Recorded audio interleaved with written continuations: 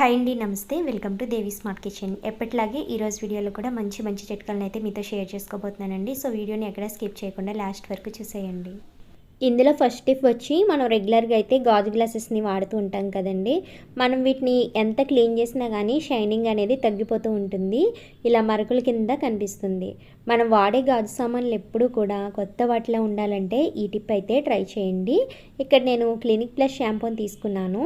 ఇది కొద్దిగా గాజు గ్లాస్పై అప్లై చేసుకుని దీన్ని ఇప్పుడు క్లీన్ చేసి చూపిస్తాను. దీనిని మనం చేత్తో అయినా క్లీన్ చేసుకోవచ్చు, లేదా ఏదైనా సాఫ్ట్ స్క్రబ్బర్ ఉన్నా క్లీన్ చేసుకోవచ్చు. మనం గాజు ఐటమ్స్ ఎప్పుడు క్లీన్ చేసినా సాఫ్ట్ స్క్రబ్బర్తోనే క్లీన్ చేయాలి. రెగ్యులర్గా వాడే స్క్రబ్బర్ అయితే వాటి మీద స్క్రాచెస్ అయ్యి పడిపోతాయి. వీటిని ఇలా షాంపూతో క్లీన్ చేయడం వలన కొన్నప్పుడు ఎలా ఉన్నాయో అలాగే మంచి షైనింగ్ అయితే ఉంటాయి. ఇప్పుడు నేను వీటిని వాష్ చేసి చూపిస్తాను, చూడండి. చూసారు కదండి, వీటి మీద ఉండే మరకలన్నీ పోయి ఎంత షైనింగ్గా ఉన్నాయో. అలాగే నెక్స్ట్ టిప్ వచ్చి, టూత్ బ్రష్లను అయితే ఎలాగో 3 మంత్స్కి ఒకసారి మారుస్తూ ఉంటాం కదండి. ఇవి వచ్చి పిల్లల బ్రష్లు అండి.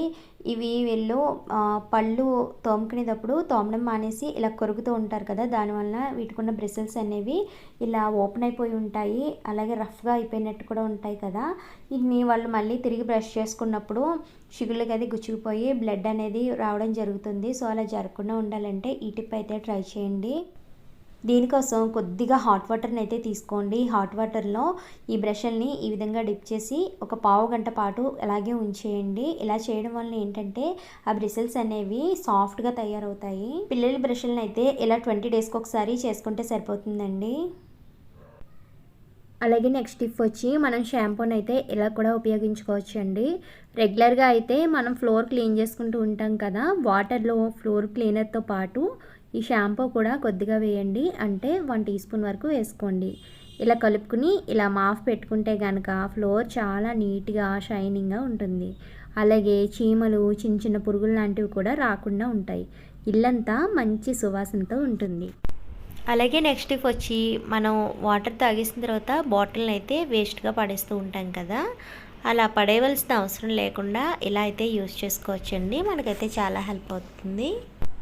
ఇప్పుడు దీన్ని ఏం చేస్తానంటే, ఈ బాటిల్ తీసుకున్నాను కదండి, ఈ బాటిల్ ఇక్కడ నేను వేలు పెట్టి చూపిస్తున్నాను చూడండి, అక్కడ వరకు అయితే ఈ విధంగా కట్ చేసుకున్నాను. చాక్ని హీట్ చేసుకుని కట్ చేసుకుంటే కనుక నీట్గా కట్ అయిపోతుంది. లేదు అనుకుంటే షార్ప్గా ఉండే చాక్ కానీ సిజర్ కానీ ఉంటే కనుక చాలా ఈజీగా కట్ అయిపోతుంది అన్నమాట. ఇలా కట్ చేసుకున్న తర్వాత ఈ క్యాప్కి అయితే డబుల్ సైడెడ్ టేప్ ఉంటుంది కదండి మన ఇంట్లో, చిన్న పీస్ని కట్ చేసుకుని ఈ క్యాప్కి అయితే ఈ విధంగా స్టిక్ చేసుకోవాలి. ఇప్పుడు దీనిపైన ఉండే పేపర్ని అయితే తీసేసుకుని మన కిచెన్లో గ్యాస్ స్టవ్ దగ్గర ఉండే ఆ గోడకైతే ఈ విధంగా స్టిక్ చేసుకోవాలన్నమాట. ఇలా స్టిక్ చేసుకున్న తర్వాత మన కిచెన్లో ఉండే గ్యాస్ లైటర్ కానీ లేదా సిజర్ కానీ పీలర్ కానీ ఏదైనా సరే ఈ విధంగా నీట్గా ఆర్గనైజ్ చేసుకోవచ్చు. మన కిచెన్లో పని అయిపోయిన తర్వాత ఈ మూడింటిని కూడా హడావుడిలో ఆ పక్కనే పెట్టేస్తూ ఉంటాం కదండి, అలా పక్కన పెట్టేసేయడం వలన వాటర్ తగిలి అవి త్వరగా పాడైపోయే అవకాశం ఉంది. అలాగే తుప్పు పట్టేస్తాయి కూడా. సో ఈ విధంగా ఆర్గనైజ్ చేసుకుంటే కనుక చాలా నీట్గా ఉంటాయి చూడడానికి కూడా. అలాగే మిగిలిన బాటిల్ నుంచి చిన్న పీసెస్ని అయితే కట్ చేసుకున్నానండి. ఇలా కట్ చేసుకున్న తర్వాత వీటిని సిజర్తో రౌండ్ షేప్ వచ్చేలా కట్ చేసుకోవాలి. అంటే మనకి ఇంట్లో బటన్స్ ఉంటాయి కదండి, ఆ బటన్స్ సైజులో రౌండ్ షేప్ వచ్చేలా కట్ చేసుకోవాలి. ఇలా కట్ చేసుకున్న తర్వాత దీన్ని ఎందుకు ఉపయోగిస్తాను ఏంటి అనేది చెప్తానండి. ఫస్ట్ ఈ విధంగా రౌండ్గా బటన్స్లా కట్ చేసుకున్న తర్వాత ఒక పిన్నీస్ తీసుకుని మిడిల్ పార్ట్లో అయితే చిన్న హోల్ కింద పెట్టుకోవాలి. ఇలా పెట్టుకున్న తర్వాత మన ఇంట్లో గోల్డ్ జ్యువెలరీ కానీ ఇమిటేషన్ జ్యువెలరీ కానీ కొన్ని జ్యువెలరీ ఏంటంటే చెవులకు పెట్టుకున్నప్పుడు ఇలా వాలిపోతున్నట్టు ఉంటాయి కదండి, అలా ఉండకుండా ఉండాలంటే బటన్స్ లాంటివి బ్యాక్ సైడ్లో పెట్టుకుంటూ ఉంటాం కదా. ఒక్కొక్కసారి మనకి ఇంట్లో బటన్స్ మిస్ అయిపోతూ ఉంటాయి. సో అటువంటప్పుడు ఇలా అయితే ట్రై చేసి చూడండి.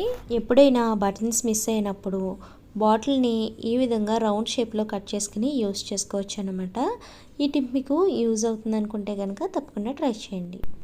అలాగే నెక్స్ట్ టిప్ వచ్చి, మన ఇంట్లో చిన్నపిల్లలు ఉన్నప్పుడు కొన్ని రకాల సిరప్స్ని అయితే ముందుగానే ఇంట్లోనే రెడీగా పెట్టుకొని ఉంచుకుంటాం కదండి. నేనైతే ఫీవర్కి సంబంధించింది అలాగే కోల్డ్కి సంబంధించిన సిరప్స్ని అయితే పెట్టుకుంటూ ఉంటానన్నమాట. మనం వీటిని వాడుతూ ఉన్నప్పుడు వీటి మీద ఉండే స్టిక్కర్ అయితే పాడైపోతుందన్నమాట. అంటే దీని మీద ఎక్స్పైర్ డేట్ అయితే ఉంటుంది కదండి, ఆ ఎక్స్పైర్ డేట్ అనేది మిస్ అయిపోతుంది కదా. అలా మిస్ అయిపోతే మనం నెక్స్ట్ టైము ఈ సిరప్ని యూస్ చేయాలి అనుకున్నప్పుడు మనం కన్ఫ్యూజన్లో పడుతూ ఉంటాం కదా. సో అలా దీని మీద ఉండే ఎక్స్పైర్ డేట్ మిస్ అవ్వకుండా ఉండాలంటే ఇలా అయితే ట్రై చేసి చూడండి. ఇంట్లో ట్రాన్స్పరెంట్ టేప్ ఉంటుంది కదండి, ఆ టేప్ని చిన్న పీస్ కట్ చేసుకుని ఎక్స్పైర్ డేట్ అని ఎక్కడ ఉందో అక్కడ ఈ స్టిక్కర్ని అయితే వేసుకోవాలన్నమాట. ఇలా చేయడం వల్ల డేట్ అనేది ఎప్పటికీ కూడా చెరిగిపోదు కదా. మీకు ఖచ్చితంగా ఈ టిప్స్ అన్నీ కూడా యూజ్ అవుతాయి అనుకుంటే కనుక ట్రై చేసి చూడండి. అలాగే వీడియో నచ్చితే కనుక లైక్ చేయండి, షేర్ చేయండి, కామెంట్ చేయండి. అలాగే మన ఛానల్ని సబ్స్క్రైబ్ చేయండి. Thanks for watching.